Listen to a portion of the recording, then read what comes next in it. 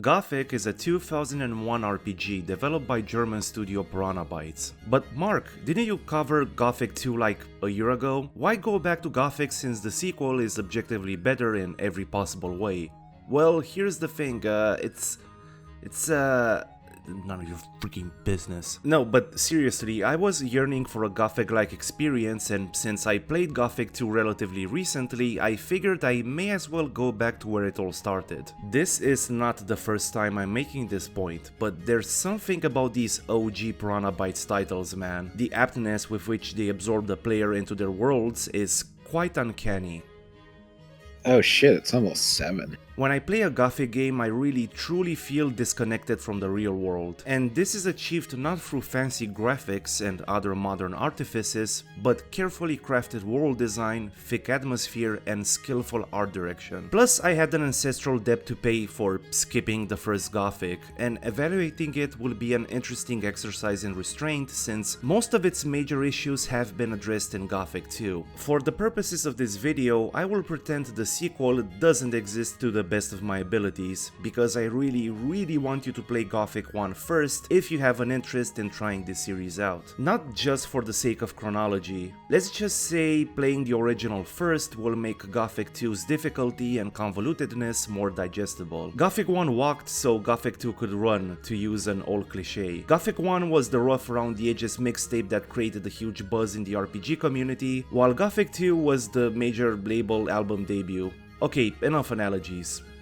For now. Now, Gothic is pretty freaking old at this point, so you'll need to do some extra legwork to get it looking and running decently on a modern system. For that, all you have to do is install these patches in this exact order. The DirectX 11 fix is entirely optional. Many people say it's buggy and unstable, but I applied it anyway because that was the only way I could make this game recordable with Shadowplay on my laptop. So if you see the occasional glitch, that's the reason. I'll leave a set of instructions and links in the description for your convenience. Speaking of linking stuff, I have a Twitter that I have to force myself to stop using like a dozen or so times every day, and a Patreon where you can support the channel with real life money. Let's get to it. Welcome to the colony.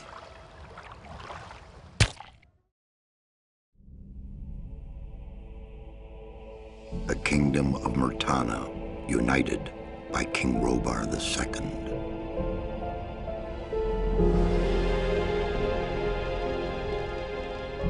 During the long years of his reign, he was able to defeat all foes of his realm. All except one.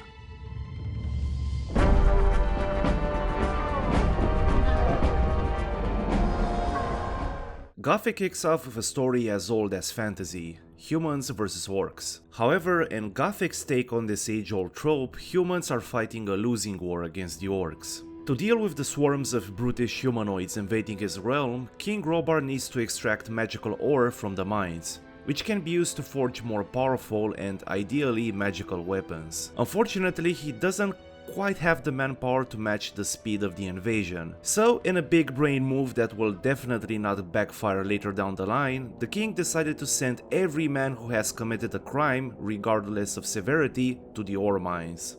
In another harebrained scheme, he orders 12 of his most powerful mages to erect a magical dome over the mining colony to prevent the convicts from escaping. So his mages do just that, but not before fucking up royally by losing control of the barrier, which grew large enough to cover the entire valley, trapping everybody inside, including the geniuses who cast the spell. God, did they purchase these spells from the Acme Corporation? Anyways, sensing a once-in-a-lifetime opportunity, the convicts killed the distracted guards and took control over the colony. King Asshat is forced to take the L and come to an agreement with the convicts. They will continue extracting ore from the mines in exchange for goods from the outside. Food, supplies, booze, tools, you name it, nothing's off the table. Soon after the barrier incident, the convicts separate into 3 different groups. which we will circle back to later in the video. The old camp, which controls trading with the king. The new camp, who refused to give up the ore they mine, choosing instead to use its magical properties to literally explode the barrier. And finally, the sect camp, a group of religious nuts who worship a mysterious god called the Sleeper, who they believe will help them escape the colony. And that's how the new status quo was established in the Valley of Mines. So what role do you play in these events?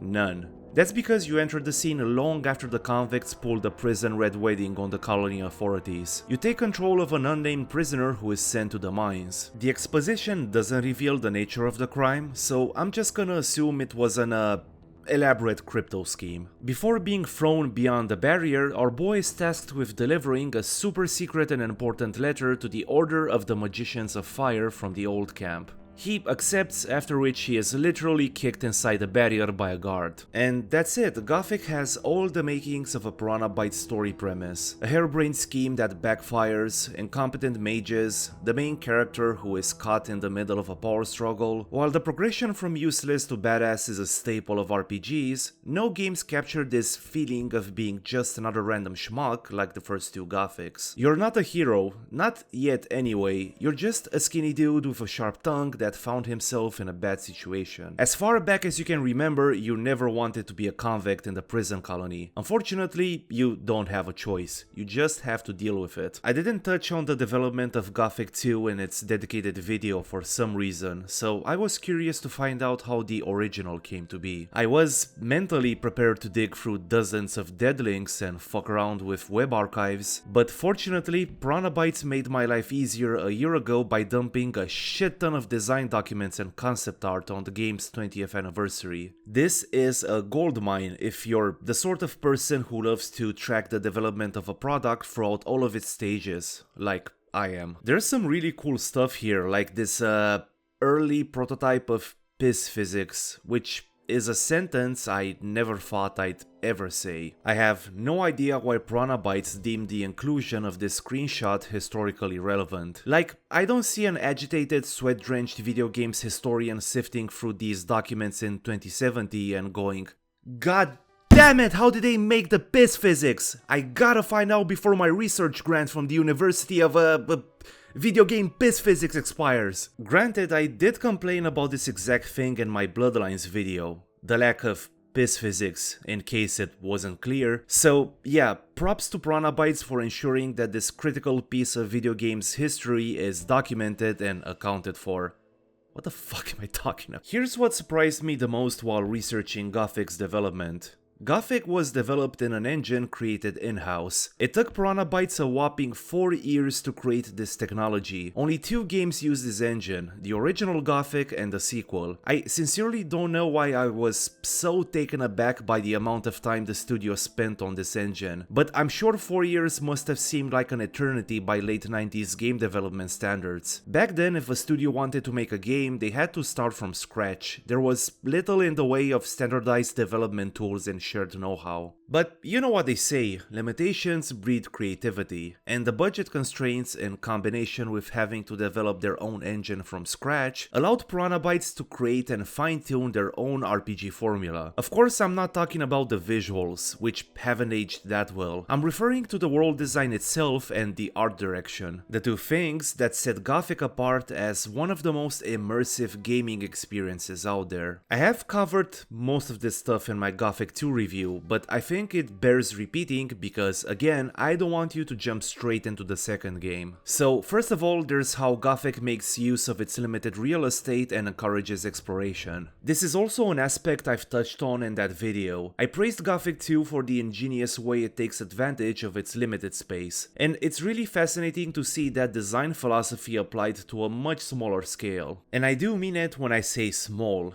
I think you can traverse the entire map from one edge to another in the span of just 10 minutes. That might understandably put off the people who are accustomed to modern open world spaces. However, Gothic compensates through density. Density of biomes, density of pretty vistas to look at, and most importantly, density of content by way of dozens of tiny nooks and crannies to discover and loot. Plus, Gothic's handcrafted nature makes it so that nothing feels out of place. There's been careful thought put into the design of this world, as well as the distribution of its content. It's exactly what makes Gothic's world such a joy to explore. The incentive to explore is made all the more powerful by the knowledge that an actual human being spent months carefully handcrafting the world down to its most minute details, rather than, copy-pasting templates and dumping a few mobs and items here and there. By the way, I'm not saying this is the best way to do it. I'm aware that it can get painfully tedious for the developers and that it's not scalable,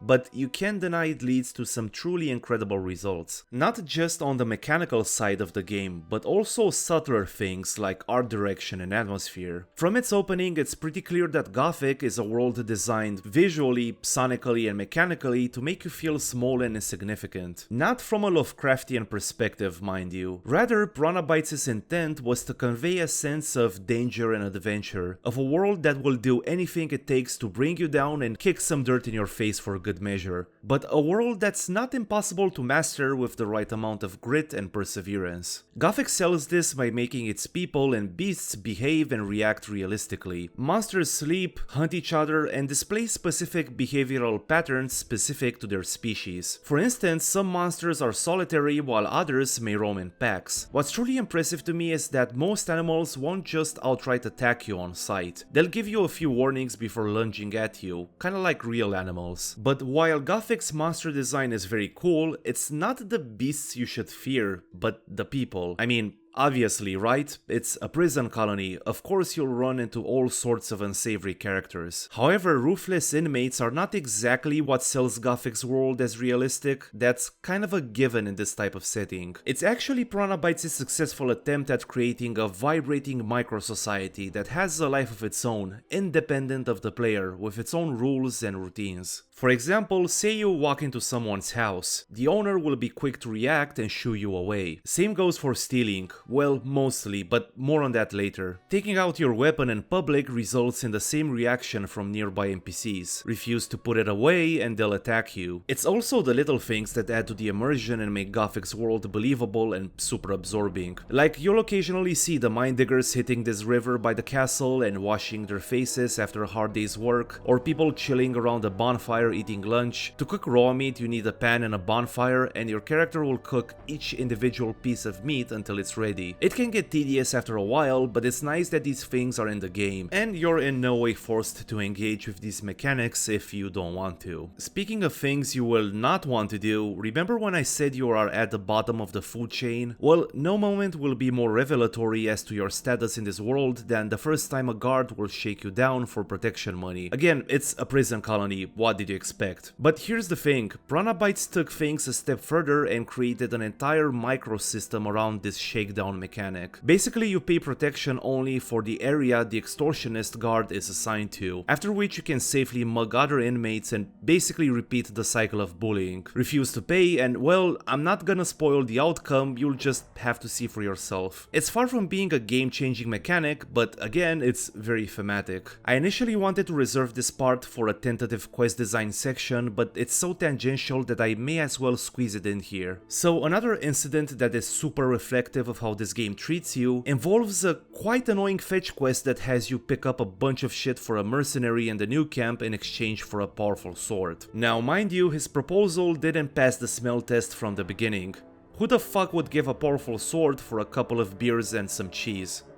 Well, except me. But I was curious to see the outcome, so I accepted his offer. An offer which he can refuse to make if you're hesitant, by the way, which was a cool touch. Of course he tricked me, there was no sword, only absolute buffoon town, population me, honk honk. But I took a gamble, roughed him up, and robbed his unconscious cheating body of all of his belongings. This encounter right here is the essence of Gothic and its asymmetrical player-world dynamic, which can shift at any moment once the player gets accustomed to the mechanics and grows powerful and skilled enough to fight back. Then there's Gothic's faction system. So, since I've already given you the general rundown of the factions, let's delve deeper into each group individually and see what they're about. First, the Old Camp. Centered around an old and imposing castle, the Old Camp is the oldest of the 3 camps operating in the Valley of Mines. It is also the richest because it's the only camp that has an established trade deal with King Robar, and by extension direct contact with the outside world. You might wonder why the Old Camp happens to be in such a privileged position and not, say, the Sect Camp.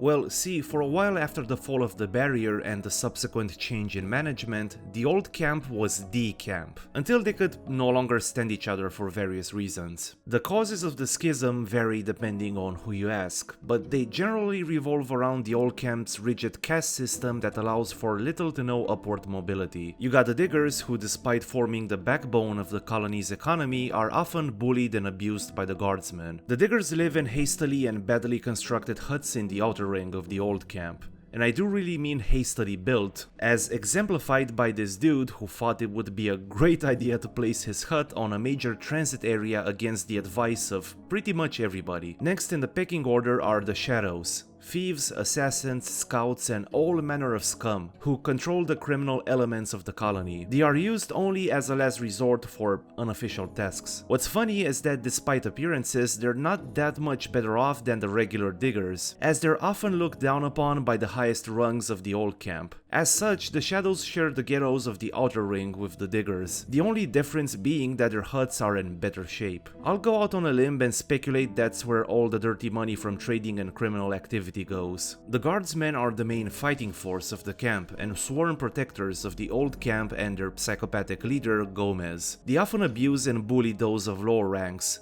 even the unsavory Shadows. The guards emanate huge power-tripping middle manager energy and are overall the biggest assholes you'll have to deal with. Now, the Fire Mages are, well, you know, mages that cast fire spells. I don't like mages. And finally, the Ore Barons, the initiators of the revolt who control all trade with the outside world. As I said, passing to a higher level is often impossible due to the rigidness of the castes and the vouching system. To advance, you need a certain number of people to vouch for you in exchange for you running some errands for them. But of course, there's no guarantee that they'll actually keep their end of the bargain because, you know, human nature. Thankfully, Piranhabytes were gracious enough not to include this element of uncertainty and systemic abuse into the gameplay, but it's heavily implied in the narrative that this is exactly what the average Digger has to deal with. Additionally, there's the Old Camp's greedy and unhinged leader Gomez, who, well, I'll let the footage speak for itself. Tell me you think I'm an idiot. I'm disappointed to see you think I'm stupid. I hate being disappointed. Good fight. I guess it's pretty obvious why the Old Camp didn't last in its original form. The new camp emerged after a group of people of various backgrounds broke away from the new camp. Dissatisfied with Gomez's tyranny and tight grip on the ore trade, they decided to found their own group where no one would boss them around. They settled in the far west of the colony, where they discovered a vast ore mine that the king and the ore barons of the Old Camp overlooked. Sensing a great opportunity, they decided not to trade with the king and hoard all the magical ore for themselves. But there's a twist. They soon realized that the same amount of ore that gave them significant economic clout in the colony can also be used to literally blow up the barrier and escape. So they had the Water Mages work on the escape plan and went about fucking with the Old Camp's trade routes while the nerds were trying to figure out a way to squeeze as much explosive magic juice out of the ore as possible. So the new camp sounds great compared to the Old Camp, right? A place with no caste systems and asshole guards. A paradise free of rigid hierarchies and power-tripping leaders who are quick to abuse the workers. Or so it seems. The good news is that the new camp has a every man for himself philosophy. The bad news is that the new camp has a every man for himself philosophy. You see, the thing about huge piles of precious resources is that they tend to attract the wrong kind of people. The new camp may not have a ruler or a rigid caste system to keep the lowly people in check, but it does have an unofficial hierarchy that may be just as restrictive as the one from the Old Camp. Take the rice fields just outside the new camp. The rice fields are owned by one of the original founders of the camp, Rice Lord. If that nickname is not suggestive enough as to the nature of this place, well, yeah, he basically runs a rice field where peasants labor day and night for pennies. Interestingly, one of the peasants, Homer, managed to elevate himself above the average peasant thanks to the dam he built. It's a fascinating little detail that also speaks to the new camp's philosophy of self-sufficiency. While the old camp relies on the goods shipped from the outside, so they're basically only as good as their next shipment of ore, here are these guys who literally carved their own little corner in the colony, the only group in the position to tell the king to shove it. The new camp grow their food, have set up their own microeconomy by virtue of literally sitting on the biggest amount of ore in the colony and being the sole producers of alcohol in the valley, have some of the best trained and equipped fighters, and direct access to great magical powers via the water mages who are also working day and night on an escape plan. But again, don't let appearances fool you. The new camp, with its lack of leaders and castes, also happens to be the poorest of the three. Residents live off of the rice that is being produced inside the camp. Peasants live in a hut near the rice fields, while the rest of them live in a shantytown haphazardly built inside a cave. Also, did I mention the rogues and cutthroats roaming around the new camp? If anything, the divide between the lowest members of the new camp and the big shots who control the ore supply is even deeper. One can only enter the mage's quarter by knowing the password. There is a tavern on an islet in the center of the new camp accessible only to scrapers and rogues. Everybody else has to pay a hefty entry fee. So the new camp technically has a hierarchy, but it's more nebulous and difficult to parse. Imagine joining the new camp to escape the tyranny of Gomez and having to navigate this clusterfuck of interest groups. It's a fascinating faction and a clever exploration of how power can corrupt and distort even the most well-intentioned of groups. If this group even had good intentions in the first place, of course. It's not the one I ended up joining, but I can see myself giving them a try in a future playthrough. Finally, we have the sect camp. I think their name is pretty self-explanatory. Back when the old camp was the only camp, Iberian, a nondescript convict, had a vision in which the Sleeper, a mysterious god, spoke directly to him. The Sleeper led Iberian to the temple ruins in the swamp, where he founded the sect camp together with a dozen or so inmates. It was there where they gave up the three gods, Enos, Adanos, and Beliar, and started the so-called Cult of the Sleeper, or the Brotherhood of the Sleeper. What's so special about this Sleeper entity? Turns out the Sleeper convinced Iberian that only they hold the power to set them free. In exchange, all the Sleeper wanted was total obedience and a little help escaping whatever cosmic prison he'd been thrown in. Totally not shady, what could possibly go wrong? The Sleeper, in their eternal magnanimity, also taught the fledgling religious cult how to harvest and process swamp weed, which became their main source of income as, what do you know, mercenaries and cutthroats really like their weed. Yes, the sect camp are basically glorified drug dealers, so this puts them in an interesting position reputation-wise. So you got the whole Sleeper angle, right? A peace and brotherhood touting cult based around a mysterious god that promises freedom is sure to attract hundreds of oppressed souls, fleeing Gomez's tyranny and the new camp's dog-eat-dog philosophy. But there's also the weed.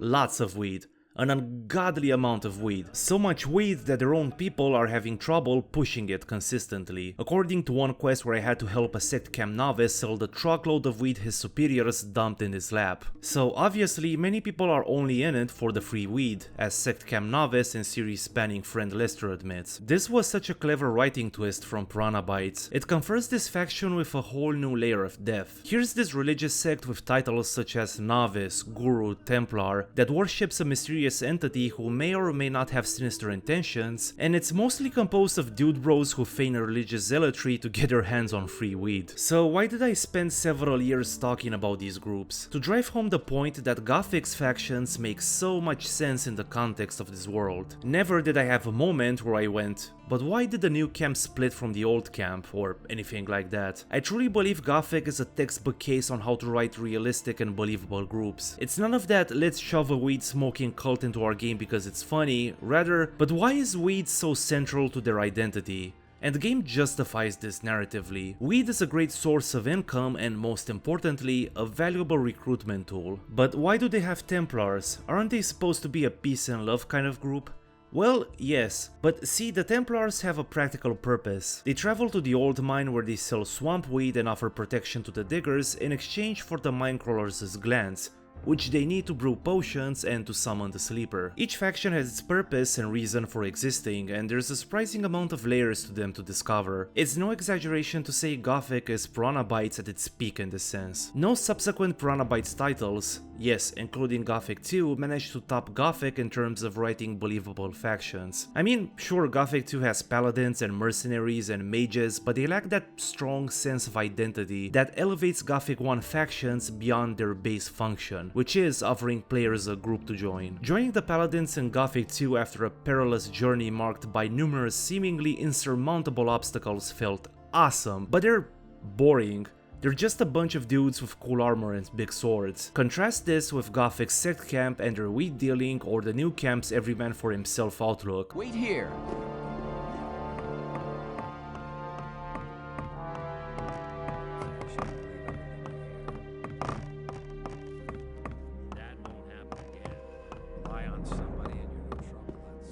Caristo was beside himself with delight. Gothic is a combat-centric RPG that would go on to serve as the template for subsequent Piranha Bytes titles.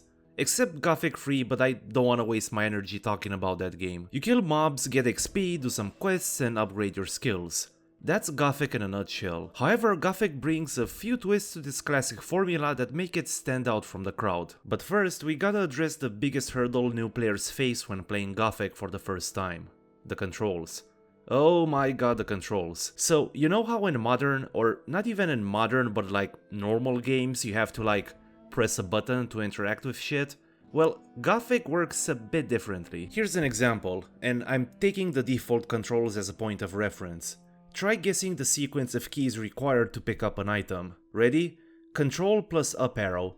Attack with a melee weapon. Control plus arrow keys.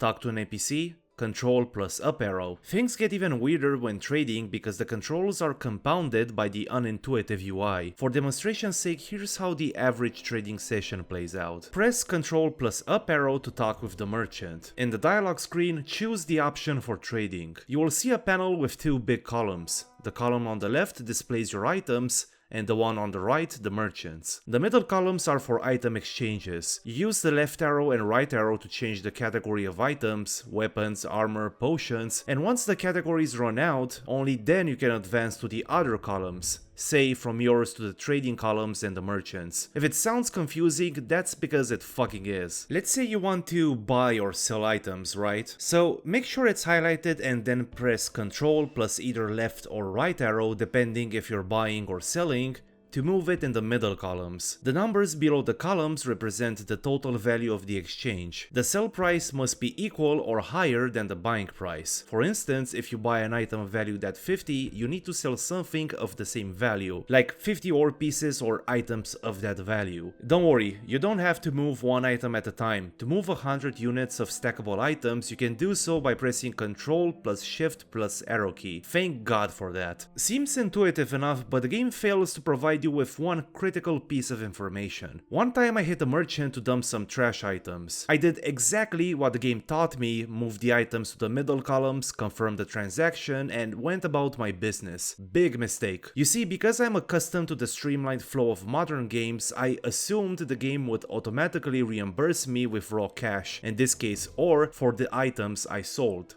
No. Turns out you're supposed to physically move the ore from the merchant's inventory to the middle columns as though it's a regular item. So I basically gave away a bunch of items for free, which almost fucked my early game.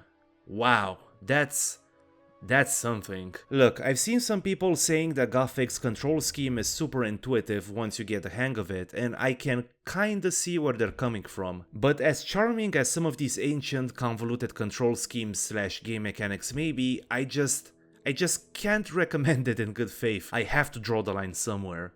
So here are my key bindings. Don't be a hero. Life's too short for Gothic's controls. Now, on the surface, Gothic's progression is very formulaic. You gain experience points by killing enemies and solving quests. Gain enough experience points and you level up. And this is where the similarities with other RPGs end abruptly. See, leveling up only increases your life points, aka your maximum HP. Each level grants you a total of 10 learning points. Learning points are arguably the most valuable currency in Gothic. Why? Well, to boost up your strength and dexterity, learn skills such as lockpicking and sneaking, or increase your weapon proficiency, you have to spend those points at a trainer, which you have to actively seek out. What's cool is that each time you learn a new skill, you get a bit of flavor text from the trainer that basically explains the whole process behind your newly acquired skill. What's even cooler is that your character's lack of experience is conveyed by how he carries himself in combat. An untrained nameless hero holds and swings swords like most of us would if we had to suddenly learn combat on the go, awkwardly and clumsily. As you improve your proficiency with a weapon, you'll notice your posture steadily improving. The nameless hero goes from holding a one-handed sword with two hands to actually doing some combos. Soon enough, you'll gain enough confidence to be more proactive in your fighting activities. Weirdly enough, weapon proficiency doesn't actually increase your damage output. Damage is determined by the weapon's raw stats. In reality, weapon skills give you crit chance. The logic here being that the better you're at using a weapon, the faster and more complex your swinging patterns and combos, which will naturally boost the chances of you landing a critical hit, which does 10 times the damage of a normal hit. It takes some getting used to. Just remember, higher weapon skill does not equal higher damage. The combat itself is also a grower. To attack with a melee weapon, you hold the action key, which in my case was left click, followed by the direction keys, which in my case was the classic WASD. So, left click plus W to do a forward slash, and left click plus A and D for side slashes.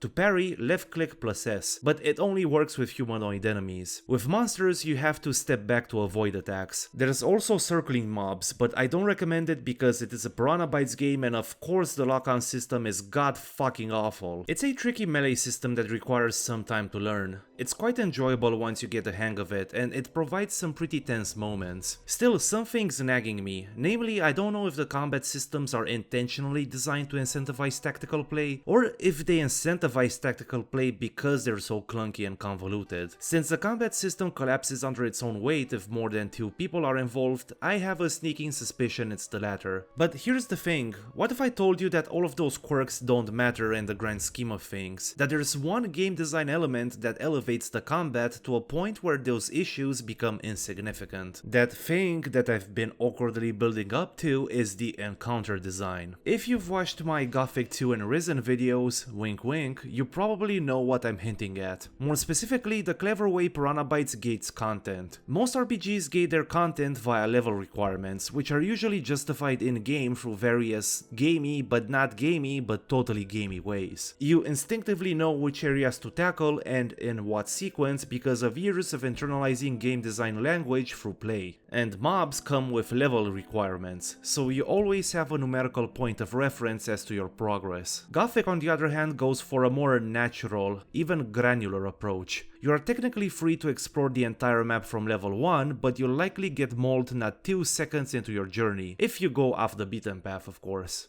Or not. Moreover, mobs have predetermined stats. There's no difference between, say, an early game scavenger and a late game scavenger. Same thing applies to higher tiered mobs like Shadowbeasts and orcs. So you have to tread carefully and plan your expeditions because what looks like a skill appropriate area at first glance can hide some pretty nasty enemies that will one-hit kill you. This makes for a more natural and believable distribution of enemies and contributes to an extremely satisfying sense of progression. Take this pack of snappers. The first time I found them, they bodied me. Now imagine my satisfaction when I returned later having gained some skills and gear and mopped the floor with them. This is Gothic's main selling point in a nutshell, this sense of progression. Sure, this way of doing things has its downsides. It can be frustrating to get mauled by a pack of wolves over and over again and have to retreat and try your hand at it later. On the other hand, the side missions take you through most of the map anyway, so you end up revisiting these places multiple times. They can also feel a bit grindy because 1. A large chunk of the XP needed to progress comes from slaying mobs, and 2. The game respawns and adds new mobs after every chapter. You don't have to clear the map each chapter to catch up with the game's increasing difficulty like in Gothic 2 Night of the Raven, mind you. In that game it was very possible to hit a soft block, like 30 hours into the campaign, if you didn't take the time to slay as many mobs as possible in every chapter, and Gothic 2 sure as shit didn't bother to explain that. Anyway, I'm rambling.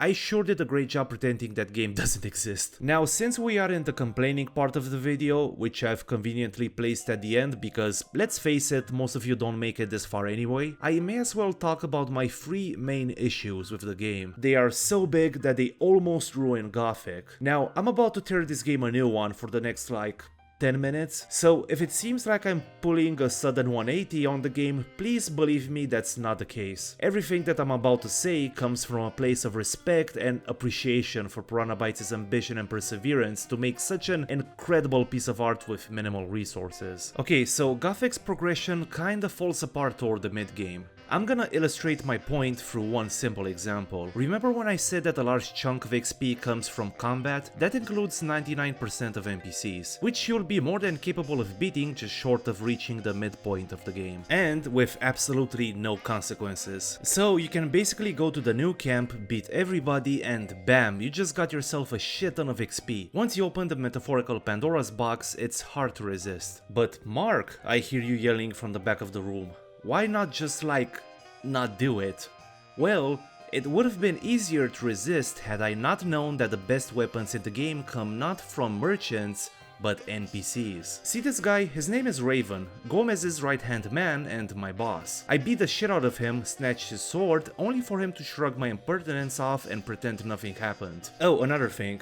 He is the Raven from Gothic 2 Night of the Raven, the expansion's antagonist. I mopped the floor with Raven as though he was some common thug, in front of his boss, took his sword and sold it to a merchant from right across the street. But this is a minor thing compared to other stuff. The crime system is also all over the place. Sometimes NPCs will come with pitchforks and torches after you for stealing, other times they'll just stand there and do nothing. There's a way you can exploit this quirk to get filthy rich very early in the game, but I'm not gonna reveal it here because, you know.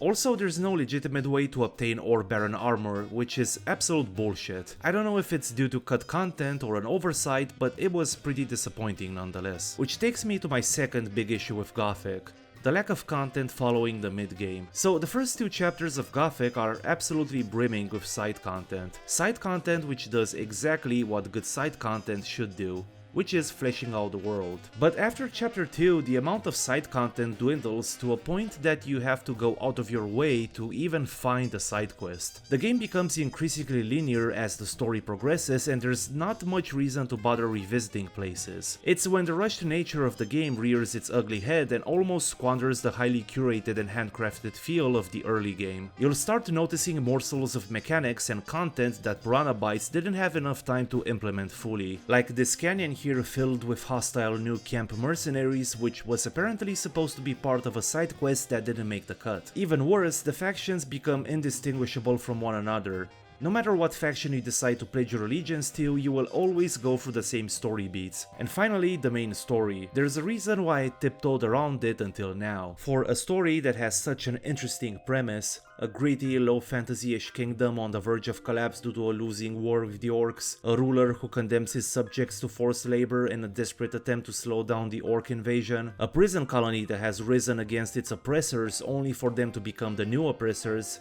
It is shockingly generic. At the beginning, the nameless hero's nickname has an almost ironic dimension to it, because you're far from being a hero, you're just a random schmuck amongst hundreds of other random schmucks trying to get by. I wish the writers stuck with this concept instead of resorting to a tired chosen one narrative. Thing is, the foundation for such a story was already there. The writing around the side quests, the world building, and the cast of morally grey characters the nameless hero befriends feel at odds with the generic fantasy story Gothic devolves into after the second chapter. Someone, I don't remember who, said that the first 2 chapters of Gothic are a transcendental experience, something every gamer should experience at least once in their life. And I agree with that. Gothic is one of those games that is worth playing but not finishing, which is a super weird thing to say considering that I gushed at this game for like 70% of the script. Its highs are fucking high, but boy does it fall apart when it bites more than it can chew.